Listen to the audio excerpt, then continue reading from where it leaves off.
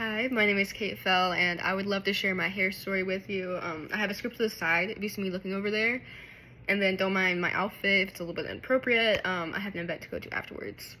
If I were to describe the relationship I have with my hair in one sentence, it would be the reason whether or not I have a good day. And this might sound a bit extreme, but my perception of myself, as I know it, shifts dramatically based on how my hair looks. If it's a good day, if it's a bad day, whether or not I feel confident, presentable in the outside world. Hair hasn't always played a central role in my identity. For a lot of my childhood, I knew very little about hair. And I wore a simple middle part. I kept it short like a bob, and I never touched it. I never put it up. I never put it in a ponytail, a bun. I never learned how to braid or any of those things. Because I largely associated hair with gender and femininity, and I never felt feminine as a kid. So I put myself very far away from any of that. Especially within the context of how I was raised. I grew up in the church, but was non-religious very early on. I felt I was surrounded by traditional views of women and the normalization of heterosexuality, and I felt constrained. So during my freshman year of high school, I cut all of my hair off. I had a short pixie cut, and I hated it. And at the time, it felt like an act of rebellion, and a way to express my shifting relationship with my own gender and gender norms as a whole. After that, I grew my hair back out and then dyed it pink, purple, blue, bold choices, heavily influenced by who I saw online and the people who I kind of looked up to and thought were cool. I wanted to emulate them. Knowing now they had a lot more wealth and privilege than I may have had at the time, a lot more knowledge as well, as they were able to maintain these colors, and I found it very difficult to maintain these vibrant colors. But it was an attempt for me to push myself out of my shell and to challenge how I was perceived and force myself into new social situations. And that was a key thing when I dyed my hair, is that I was trying to get myself noticed after trying to hide in the shadows for so long. So that was a little bit of, I guess, the psychology there. The last 3 years have been a journey of self-growth, physically and emotionally. Skincare, working out, hair care have all become how I practice self-love and define my identity.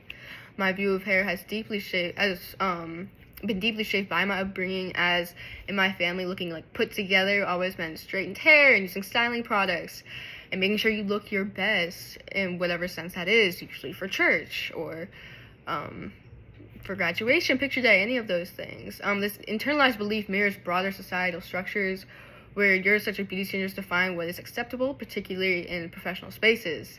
As McWhorter 2021 discusses, communication research has long supported the relationship between media exposure and body image, reinforcing narratives that have upheld Eurocentric beauty ideals and making them feel like objective truths. And while I've faced expectations about how I should present my hair, I also want to recognize that my experiences differ drastically from those of Black women and other people of color with different hair textures, colors, and skin tones. I've never been publicly shamed for my natural hair, nor have I been discriminated against it. Even if I felt the pressure to conform, my skin color provides me a level, or affords me a level of protection. According to the Dove Crown research study in 2019, Black women are 1.5 times more likely to be sent home from work because of their hair. And the statistic is very sobering as a reminder of how deeply ingrained hair-based discrimination still is. Coming into this course, I was largely ignorant of the historical context of hairism, and learning how Black women were forced to cover their hair in the 18th century and how society still polices natural hair today has shifted my perspective dramatically. As seen in Cadwell's study in 1991. In her essay, A Hair Piece, she reflects on the moment she began wanting to know her hair again and cherish it as a form of rediscovery deeply tied to both identity and her own personal resistance. She critiques the dominance of patriarchal norms and shows how hair becomes a battleground where issues of gender, race, and control intersect. Other sources help me see how concepts can change our relationships to our hair. For example, in Lucas and Foster, 2022, it explores how Black and mixed-race women navigate cultural differences in hair expectations while traveling. Many of these women describe strategically changing the performance of identities by adopting local hairstyles to blend in, and some even found liberation in a chance to break from their normal routines and experiment with their hair in ways that they never have before at home. And that really resonated with me, especially with the idea of stepping out of your usual environment can expand your view of yourself. As I've grown older, I've discovered the joy in little things. So seeing a slight curl in my hair when I let it dry naturally. Looking back at my own baby photos, my hair used to be super curly and short. But I damaged my hair a lot during those high school years of cutting it and dyeing it to where I lost like all of its texture.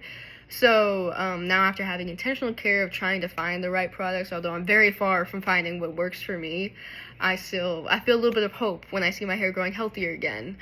And if I could go back and tell my younger self anything, it would be to not ignore your own beauty. For years, I brushed off products and advice and convinced it wasn't for me because it was too feminine. That mindset was tied to my conflicted views, and now seeing that experimenting is part of self-expression, not a betrayal of it. But I found joy in the process even without these perfect products. And I love to hear others' hair journeys and learning from them myself. So thank you for listening.